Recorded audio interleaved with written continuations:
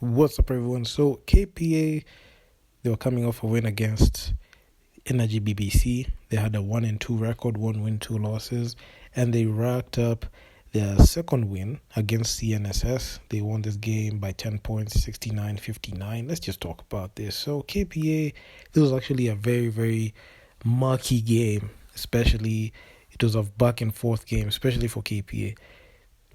CNSS were just hitting KPA with every shot that they had, but KPA responded, and respond they did because they won this game by 10 points. And it's a game that was, I can say it was a game that KPA just showed why they were in this tournament. Okay, despite starting off poorly against Interclub in Costa do Sol, CNSS had to fall victim to KPA's wrath, and they won. And we had another incredible performance by Okoro. 38 minutes. She played 38 total minutes. Actually, 38 minutes 44 seconds. So it's like 39 minutes. She had 35 points. She shot 61% shooting from the field. She had 9 rebounds, 1 rebound shy from a double-double. Although she struggled with 4 turnovers, she had 2 steals and 2 blocks, a plus minus of a +8. But Jimmy Mondi, she was still struggling. She only made 2 free throws. She was 0 for 6 from the field, and the 2 points were coming out of the 2 free throws that she made. She had 3 rebounds, 1 pass, no foul, 3 steals. So virtually she did nothing to impact the outcome of this game. This game was just Ifunanya Okoro's game, and she was the dominate. She was the player that would decided this game. Good Natalie, 27 minutes played, 13 points, 37% shooting from the field, 2 rebounds, 6 assists. She really dished out the rock pretty well, but she struggled a lot with 4 turnovers. But she had 3 steals, so yeah.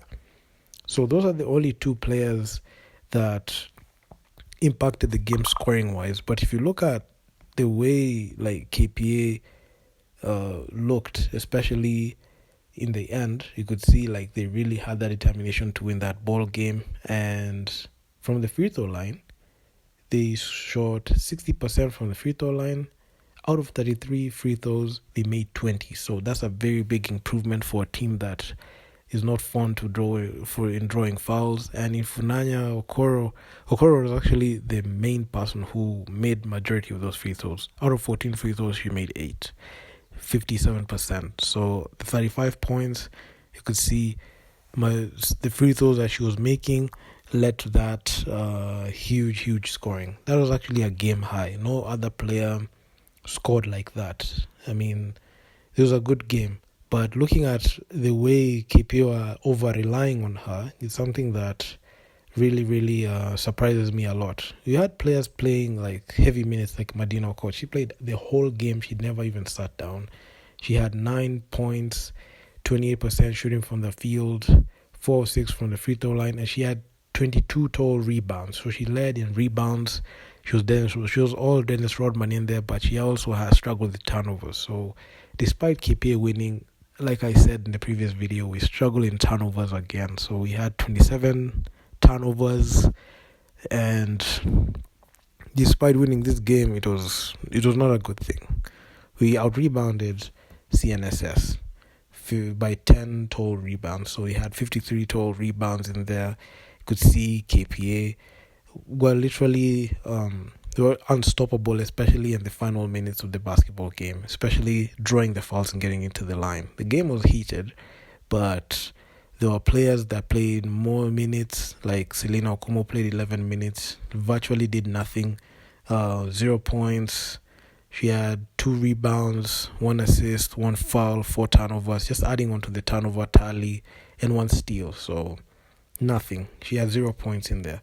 Then you've got number 13, Abizaya Teresa. She played 23 minutes, only 1 point, 4 turnovers again, 2 personal fouls, 2 steals. I mean, just adding on to the turnovers. But Brenda Wasuda was the worst because even if KP played well down the stretch, she played 21 total minutes, 2 points, 4 rebounds, 2 assists, 3 personal fouls, 5 turnovers, 3 steals. So you could see there were players there that didn't know how to take care of the basketball, and this is a player that really has played in the national team. So it's actually very surprising to see a player of that caliber not knowing how to take care of a basketball. So it's actually quite interesting. I watched this and I was literally laughing when I was just seeing the turnovers that are being committed, like bad passes. You're seeing, travels. So it's funny. I mean, why is it that KPA wasn't able to take care of the basketball? We're having players having 4 turnovers each. Medina had 4 turnovers. Selena 4 turnovers. I mean, Brenda Wasuda 5 turnovers. Natalie 4 turnovers. Ifunanya 4 turnovers. I mean, the only players that didn't have that many turnovers were Rita Oluoch, but she only played a minute, and Jemima Monde. She didn't have a turnover, but you could see she had 0 impact in the game, the outcome of the game, because scoring wise she did nothing. So yeah, I mean, this was just so funny to see. But at the end, Ifunanya Okoro, their acquisition for that tournament, bailed them out. And honestly, depending on a player like that is not a good way of winning, especially as a coach. And you have to point the finger at Coach Ojuku. I don't know if he knows that he needs to prepare differently for these games. Over relying on a player, let's say, for example, you over rely on one player like that and expect the only production coming on from that player. The only players that scored like 10 points or more are Okoro and Natalie. 35 points for Okoro, 13 points from Natalie. So you can see like the whole disparity in terms of scoring. So that's actually something that they really, really need to look at, and knowing who to put in there. So there are players who didn't play the game. So we've got Linda Orlando, Rebecca Njoki, Charlene. They didn't play the game. They didn't play a lick of basketball. But there are players who, like Rita Oloch, they played a minute. They didn't do anything important. I mean, Abizai Teresa, she played 23 minutes, did nothing. Selena Okumu did nothing in this game to impact the outcome. So the majority of the time, it was just like there were only 3 players that really, really wanted to win this basketball game. And that's the main reason as to why they're able to succeed. So, I mean, looking at this stat sheet, you'll just laugh. I'll make sure to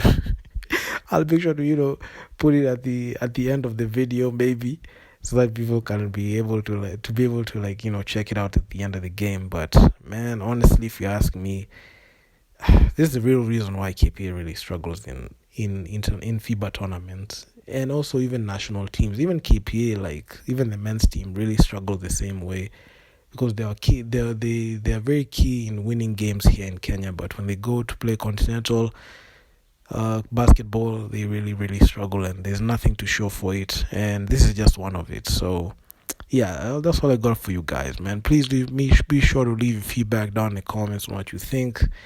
I mean, I'm lost beyond words, because these players are headed to playing continental basketball in Zone 5, and also if the African Women's Cup is there this year, they're going to play again. So we are not sure if they'll put off the same performance based on like the way they still have the same players. They still have retained the majority of the players that they have in the squad. So yeah, I mean, it's just a sad state looking at this game. Despite the way you could see, like, if some players didn't step up and win, it would have ended up badly. So yeah, I'll look at the next game against a Sporting, a team that they played in the finals in the next. So watch out for that one. So I'm out. Peace.